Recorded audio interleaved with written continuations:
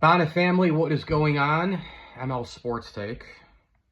Brought to you by Camilla's Golf Club, Welch & Company Jewelers, and St. Bonaventure University's online Masters in Journalism. Do it under 2 years at your convenience at sbujournalism.com. Where do you think I'm going to start? I'm going to start with you cannot lose this game at home to LaSalle, especially after you lose at St. Louis, knowing that if you had any at-large hopes, this game has to be on the left side, not the right side. Win, not loss. And listen, I know you can't go undefeated. I know that some people are going to come in like, oh, there's still a chance at an at-large. How? Are they going to win out? Because that's what it would take. And fairly or unfairly, like, that's where we're at here. Because these losses count times 3 in the St. Bonaventure world. They do. Maybe not in the North Carolina world. Maybe not in the Kansas, Syracuse, Michigan State world. But they count 3 times in the Bonna world. You can't lose this game. At St. Louis, right? Good team, road game. You're due to lose. They give you trouble anyway. Fine. There's history there. Fine.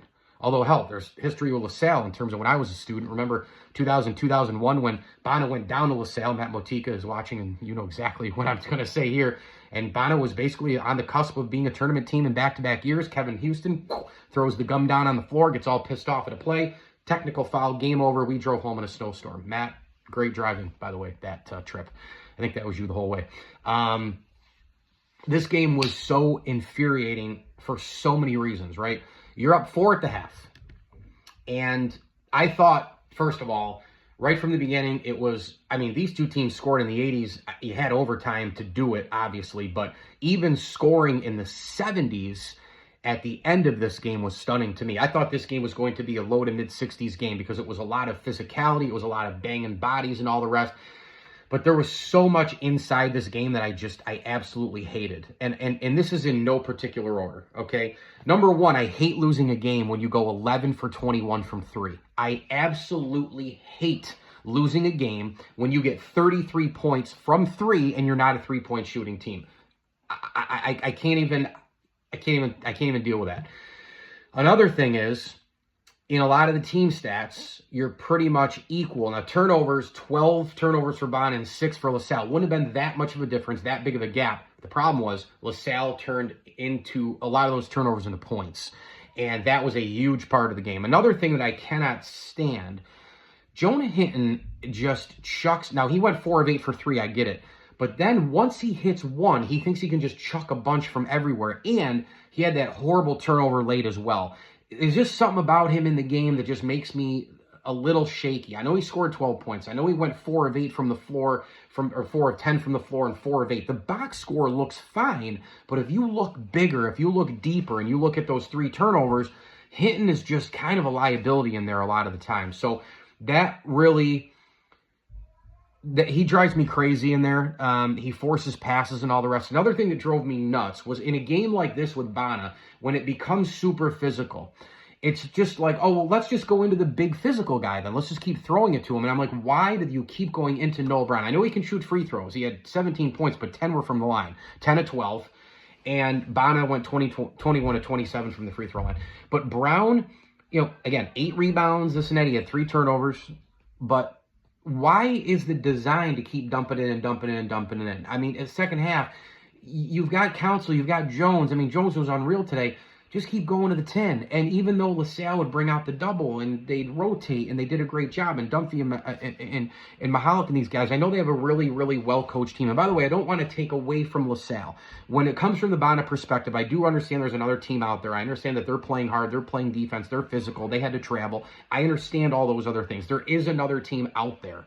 And for me saying that you can't lose this game at home, that's not to demean the effort by LaSalle. LaSalle deserved this game. They should have won it in OT. Bonaventure hung around way too long in this game, I thought. Second half, they just had so many poor executed plays on both sides of the floor. And that leads me to the main thing that pisses me off in this game. Why in the world do you go with any kind of zone? The first couple of minutes in the second half, there should have been a major decision by Mark Schmidt and his staff. No more zone, no period, end of discussion, no more. Because the announcers, if I if I could get a nickel for every single time, during the timeouts, like, the message is Mark Schmidt, tell them, guard the corners, guard. It does not matter if you tell them, guys. It doesn't matter how many times you tell them, if you're telling them, because they never can do it. It seems like these Schmidt teams, over and over again, they just cannot guard the three in the corners, at home, on the road. How many times does this happen through the years? It happens all the time, right? And so there's an automatic uh-oh if you're in zone, because you can play to the mid-range and the kick out. You can drive and kick. The corners are the corners. So if you're not going to guard them, like blanket them man-to-man, and also Bonaventure's defense was way too far out on man-to-man or the 2-3 zone, I mean, I like my chances going back a little bit deep, not deep, but packed in a little bit more and play man-to-man. Let your guards and your forwards go nuts. And I was screaming. I was watching this game with my dad, second half, and I screamed and yelled, stop, please stop dumping it into Brown on offense, and please don't go to zone. And they kept going back and forth, back and forth, back and forth, man zone, zone man zone, zone man. And I think that really hurt them in the second half. And, in overtime, you knew that they were going to make a three, and I didn't know how they were going to make a three, but for LaSalle to have that little play and the little runner, Bonnet had good defense on him. Deuce Jones nails it off the backboard, calls it apparently.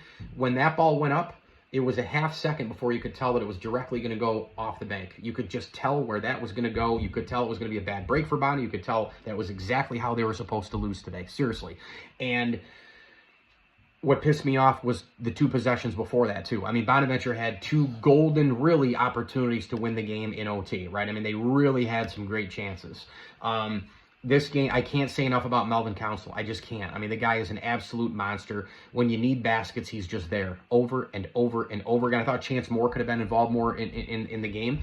By the way, Bonaventure, when that three was made, not that it would have made that much of a difference, probably couldn't score anyway based on percentages, but it should have been 0.9 on the clock, so Bonnet got hosed a little bit there. But again, they didn't deserve to win this game. But Moore makes a jumper coming out into overtime. Then it's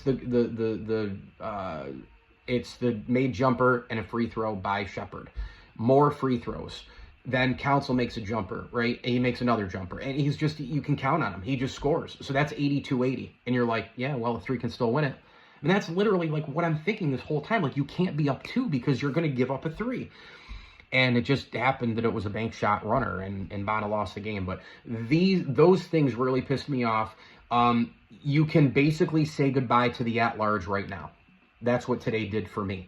Now, the people who are in the camp of Mike Lindsley's negative, I'm going to tell you right now why.